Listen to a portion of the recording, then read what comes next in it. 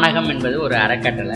நம்மாழ்வார் உயிர்ச்சூழல் நிறுவனம் உலகத்தில் இருக்கிற எல்லா மக்களுக்கும் உணவை உத்தரவாதம் பண்ணணும். அதுக்காக வேண்டிய பண்ணை ஆராய்ச்சிகள் கையில் எடுக்கணும். இவற்றை நோக்கமாக வைத்து உருவாக்கப்பட்ட அறக்கட்டளை தான் வானகம்.